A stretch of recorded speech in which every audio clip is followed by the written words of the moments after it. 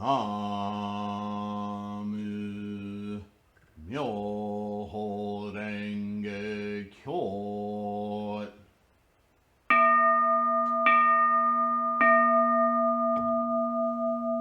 나무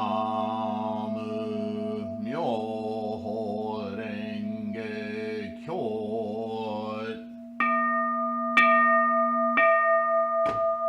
나무 묘호랭개교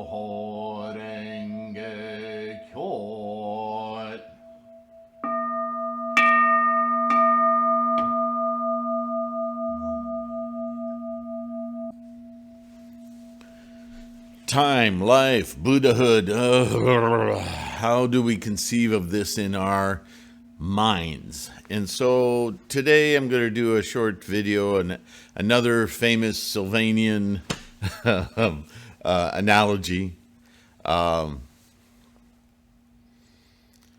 mental exercise. Okay? So the first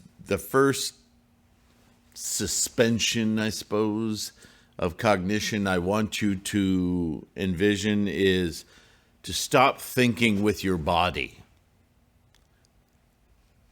This is a requisite in Buddhism that also separates it from all the world's religions. Because, as I've said before, religion is based upon the body. Whether this body is a mirror image of a god or a crude thing that has good or bad things about it, whether it's Adam and Eve or it's whatever. This perceived descent from some beautiful golden cloud or planet, like the Mormons think. Whatever. There's all this mysticism it's all about the body. In Buddhism, we spend all of our time, much of our time, distinguishing our mind from that body. We understand that the body comes along. The body actually is the fundament, the foundation, the apparatus from which the mind emerges. So yeah, we need the body, and in Buddhism, the body is the body universe. It's the whole schlemiel. But this exercise is going to be to wrap our heads around, or to start to wrap our heads around, what is Buddha relative to everything else? The body universe, the mind. And I don't want to say that because that'll be confusing. The mind is our facility with which to witness. And we have a choice as we witness to either witness, and every relationship we create in that witnessing is our process of identification and attachment. And that's samsara. But there's an option in this mind to simply observe without attachment, without identification. So what does that look like? How do we get there? What is that like? Yeah, what is that experience? An experience of observation rather than an experience of materiality.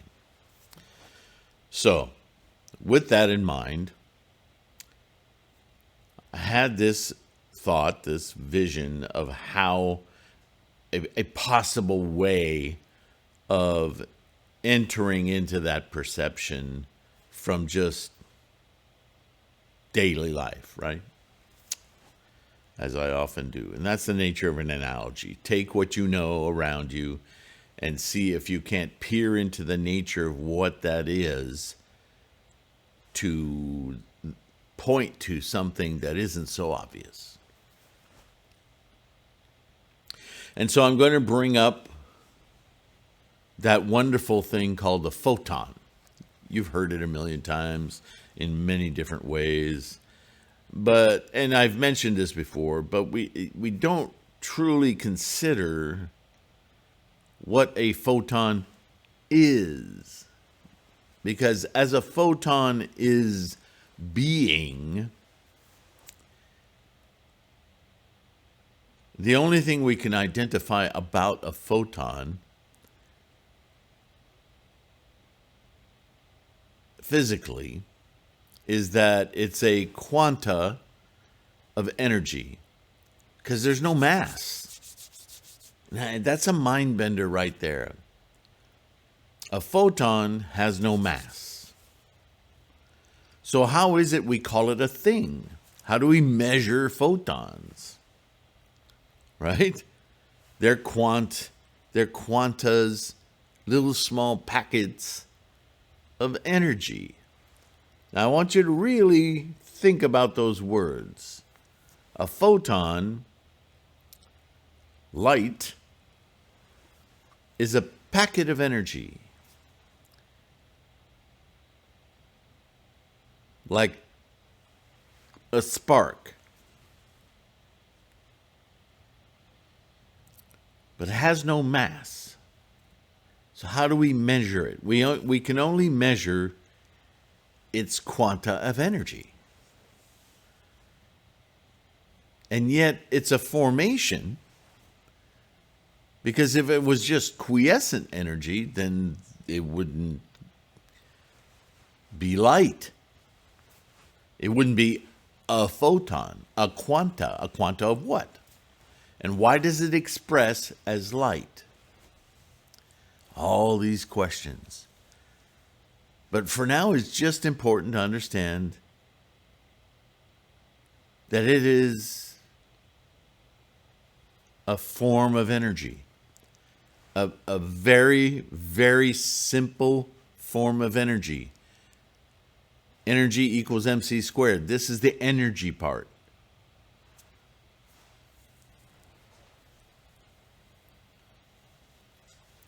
It has characteristics about it, but I don't want to get into deep physics. And just consider, and it's not an illusion, it's an actual fact we describe with words.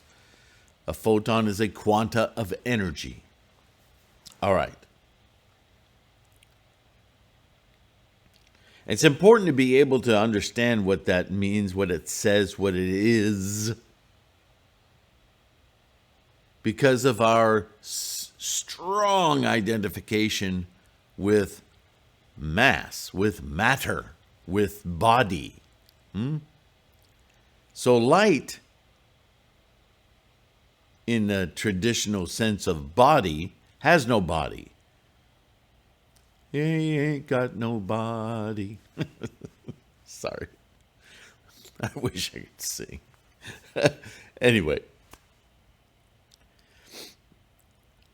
So I'm spending a little time on that because I really want you to consider that you wouldn't say a photon doesn't exist, because we experience light bouncing off my face and around my mandala right now and bouncing off those walls. In fact, everything we see is a dance of photons smacking the back of our eyes and being interpreted through our neurology and brain, and then our mind creates a relationship with it.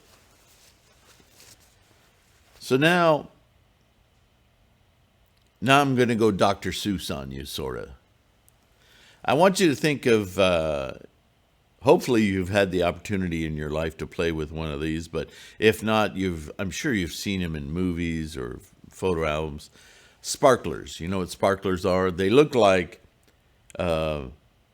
incense. It's like a stick with this metal powder adhered to it, just like an incense, except it's metal.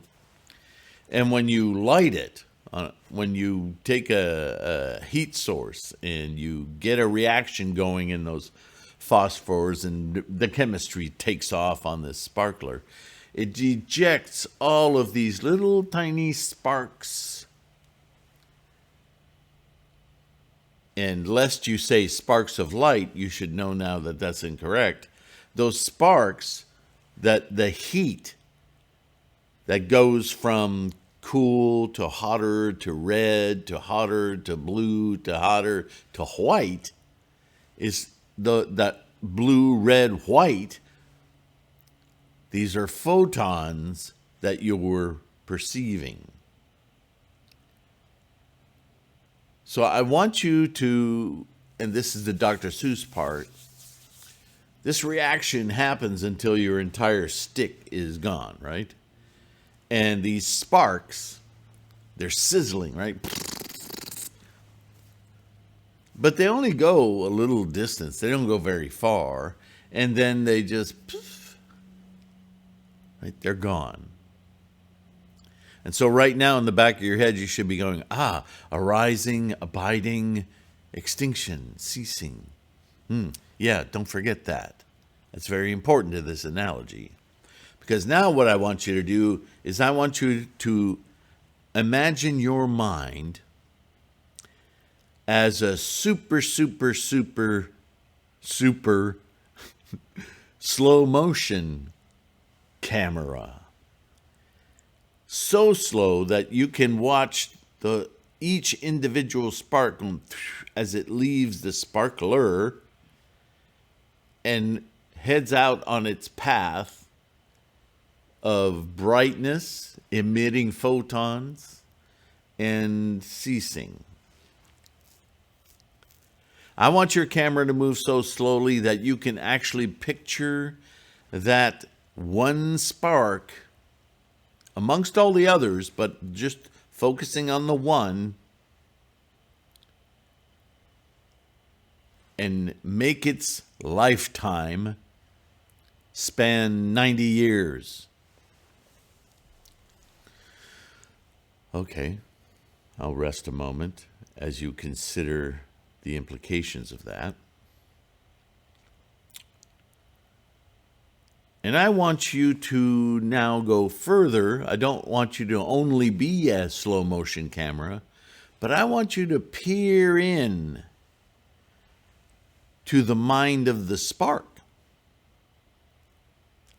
and try to envision the experience of the spark as it is sitting around not doing anything, and suddenly there's a warming and it becomes aware of its locale, its size, confines, and heat, and this violent act that sends it into motion. And it's experiencing this, and it doesn't know what it is, but it finds itself in an environment of other sparks that aren't even lit up yet. They're just having this phenomenal organization of thoughts around what they are being and becoming, and where did they just leave from as they become more and more preoccupied into their direction, their momentum, and they continue to heat and feel energy, heat energy, as they start to glow. And they spend a good long time glowing before that glowing becomes maximal white light. Maybe not completely white, but to us, white enough, maybe yellowish, whatever. They're giving off light, and as they give off light, they're giving off energy, they age. And they feel they're aging in this gradual loss of energy as opposed to the seeming gaining of energy early on. And now they're losing it more and more until finally there's no energy left to go around. And wouldn't you know that their very being, body, once the energy is expended, is no more. They have no more body, therefore no more energy, and they're gone.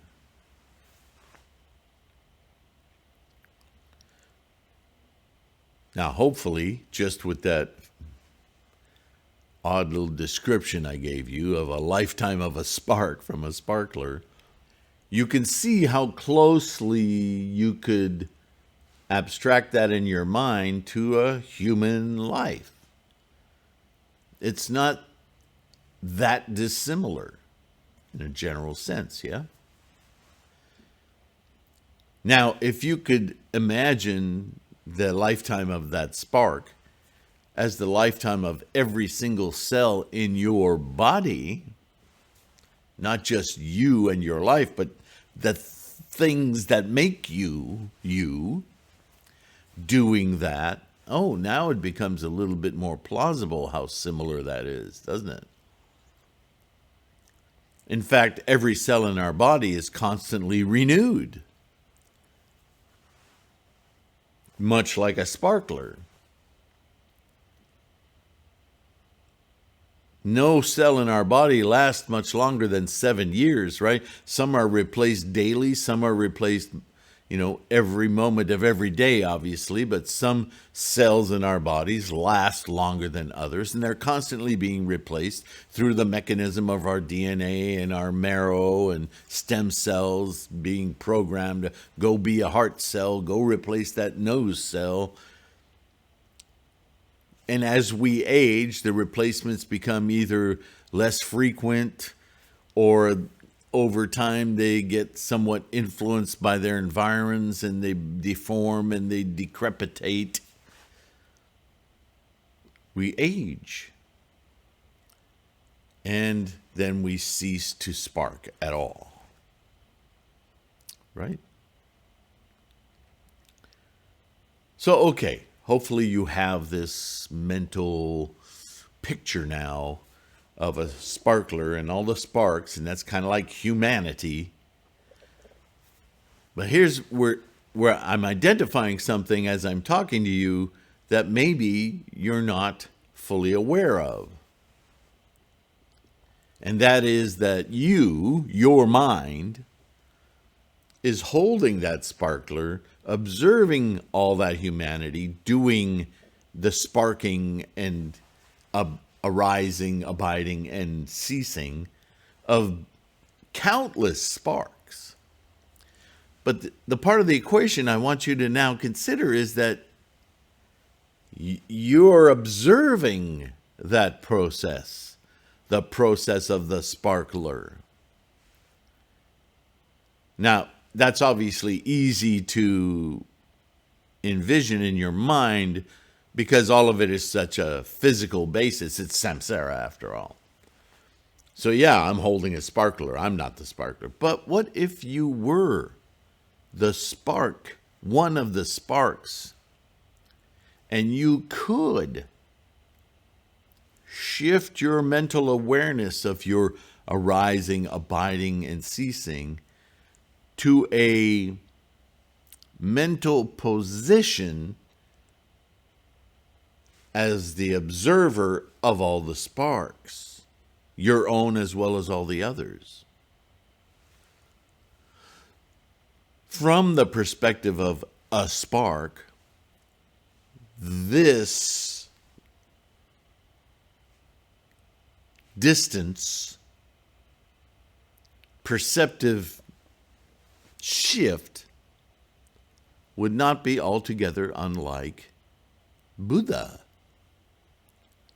a witness to the process without the adherence of an identification. Then you see it all, not just my spark, but sparks, but the sparking, the process of sparking. And doesn't the sparkler fascinate so much more when it's held at a distance so that you can observe the entire process?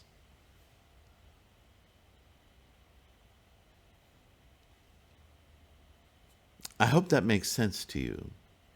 I hope that you can use that in light of, ha ha ha, pun intended, the discussion we're having in the Lankavatara, because the entirety of the Lankavatara is going to struggle with this one idea.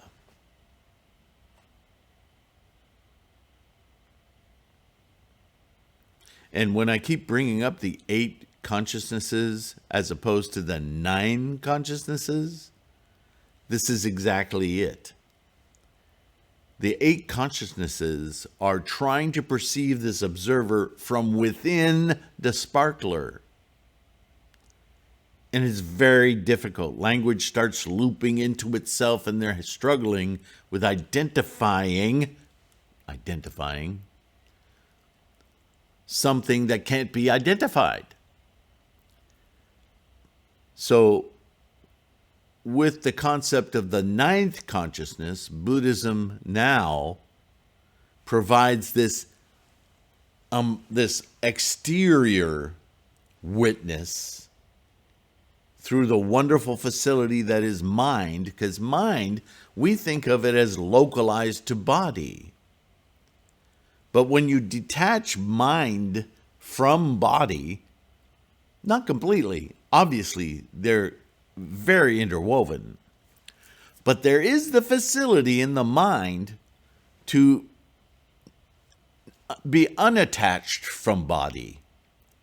And that's what I'm talking about in this analogy, is that we have the potential with our minds to observe the entirety of the process. And that's without time. That's since the instantiation of the universe. It's a facility we all have. That is the innate Buddhahood. That is the Buddha I. That is the unattached. Do you see? With that mental facility, a 9th consciousness, and this is why I show it in all my drawings as encompassing all 8. It's not distinct. It's not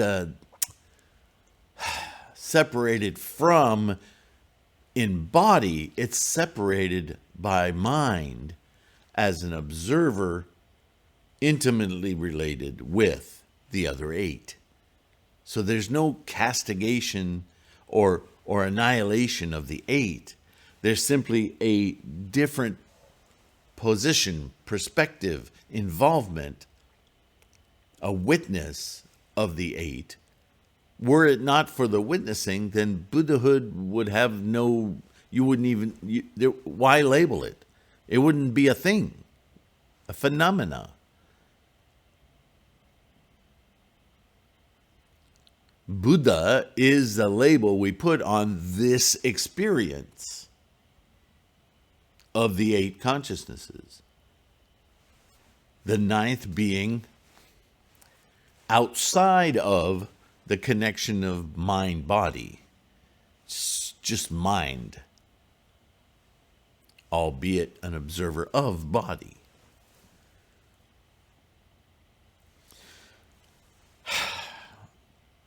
I may come up with other analogies, but that one, for some reason, when I mused on it yesterday and last evening and during the night, and I see all of those words visually. I'm a very visual mind. And I thought, how would I paint something like that? I don't think it's possible.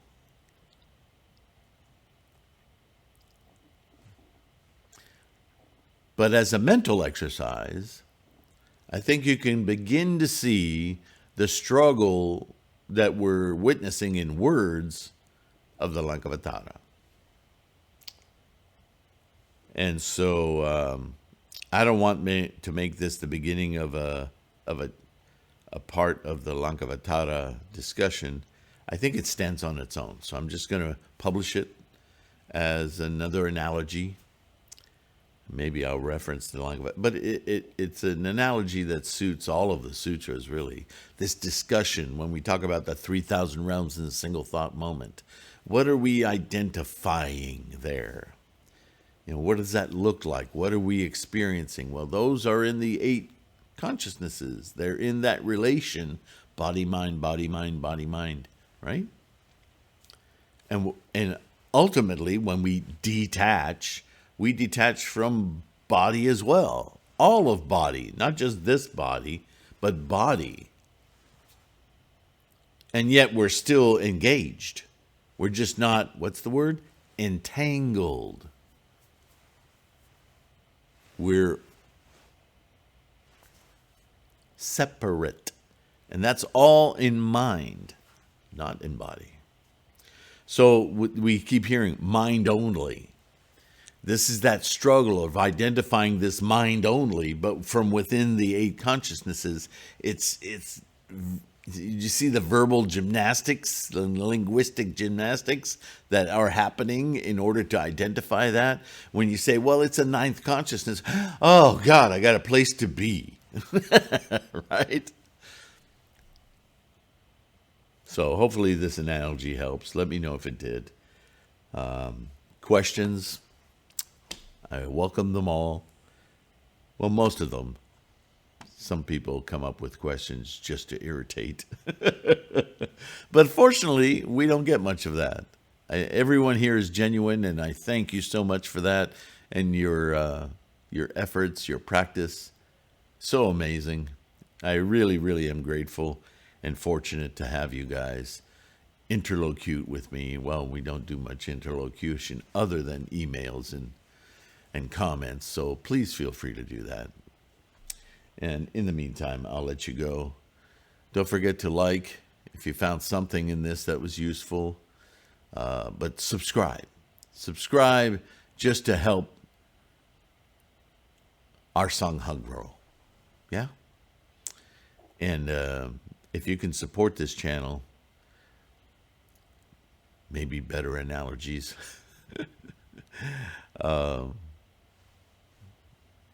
That's I can't even find words of appreciation for that. We all appreciate it, don't we? So I'll let you go. Be kind to yourself. See you in the next one. Bye for now.